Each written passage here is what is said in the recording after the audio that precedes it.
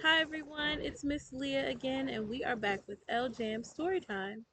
Today's book is called The Girl Who Heard the Music: How One Pianist and 85,000 Bottles and Cans Brought New Hope to an Island. Words by Marni Fogelson with Mahani Teave. Here we go. On Rapa Nui, a small island that is watched over by giant statues called Moai, it seemed to a little girl named Mahani that music was everywhere.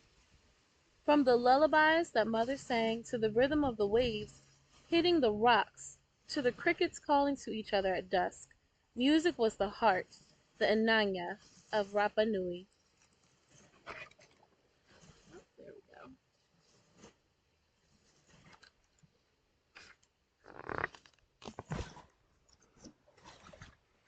Sometimes visitors to Rapa Nui gave the children music lessons. Classical music sounded like different, excuse me, classical music sounded different from the ukuleles and songs Mahani knew. She fell in love with the way it made her feel, and her fingers itched to play the instrument she heard. When those visitors left, they also took their instruments and the rest of their knowledge. Every time Mahani had to say goodbye, her heart dropped like a tympanier flower past its prime.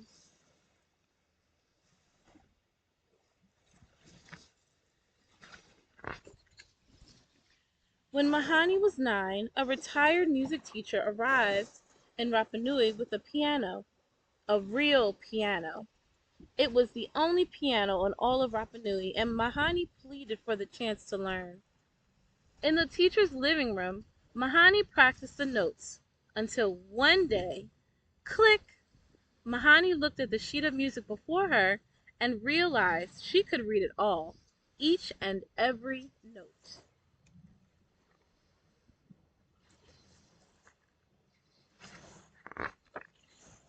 After her lesson, Mahani zoomed down the hill to her house on her bicycle, her joy overflowing like bursts of hibisco blossoms.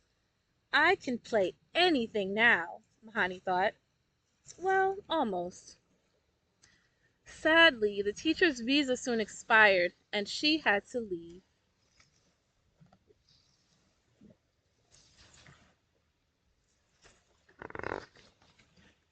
Another visitor, a great Chilean pianist, also heard Mahani perform. He was astounded that Mahani had only been playing for a few months. He knew that her talent could not fully bloom if she stayed on Rapa Nui. It was hard for Mahani to leave the flowers and the crickets and the moai on the island she loved. But just like her ancestors who were courageous explorers, Mahani voyaged into the unknown. She left the island.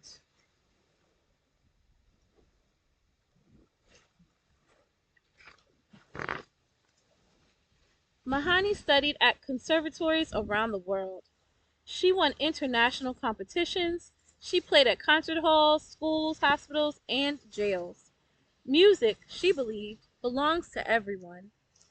As she played for audiences across 6 continents, Mahani kept Rapa Nui close to her heart.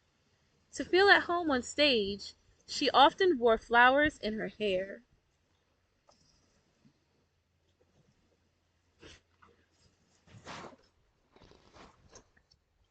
When Mahani would come back home, she could never stay long. There wasn't even a piano on the island for her to play anymore. But the magic and music of Rapa Nui made Mahani feel whole again. Rapa Nui always had visitors, but word spread about the island's amazing moai and natural beauty. Soon, more than 100,000 tourists were finding their way to Rapa Nui every year.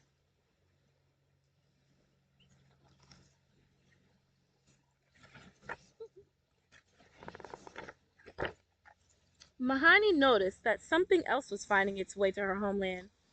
Trash was everywhere.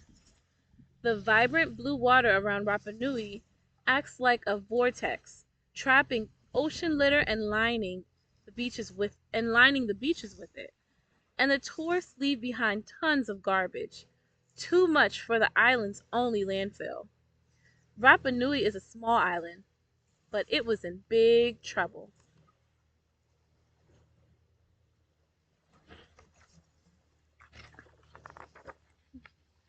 One day, while watching the light from the setting sun kiss the Moai's magnificent faces, Mahani thought about how much work it had taken to carve the statues long ago with rock tools called toki.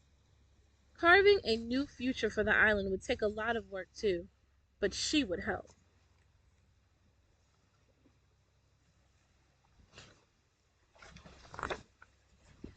Mahani joined a group of islanders who had ideas for Rapa Nui's future too. Like the keys on a piano playing in harmony, the team worked together on a shared dream to build the island's first music school.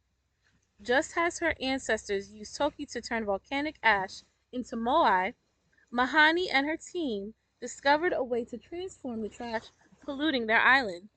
They would build with it.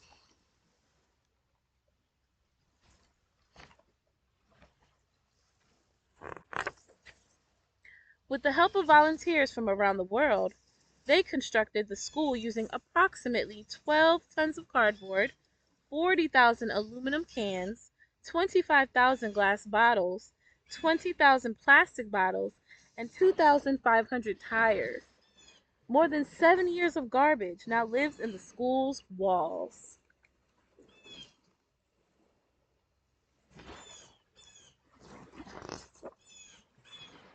When the school was finished, or excuse me, when the school was finally finished, they celebrated all of the hard work in the perfect way with a concert.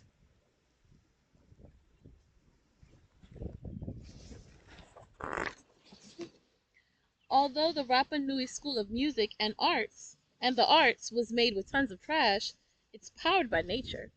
Solar panels turn energy from the sun into electricity, and giant barrels hold rainwater for gardens. Now, piano and cello music mix with ukulele and voices singing Reo Ryu. The children practice traditional ori and hoko steps as they go to and from their lessons. The gardens grow fruits and vegetables so the island can depend less on food from other places. Mahani hopes the land will be reforested and treated with the same respect her ancestors gave it.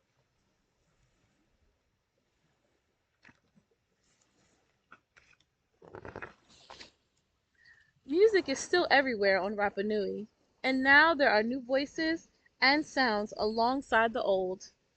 Mahani carries this music with her wherever she goes, even to concert halls and recording studios on the other side of the world.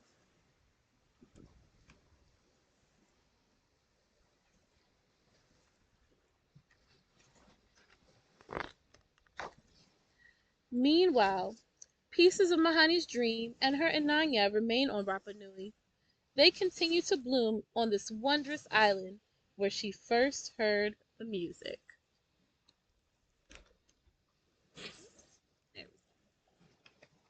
The end. And this wonderful book is called The Girl Who Heard the Music: How One Pianist and 85,000 Bottles and Cans Brought Hope to an Island by Marni Fogelson and Mahani Teave. I really hope you enjoyed this book as much as I did, and I will see you next time at LJM Storytime. Bye!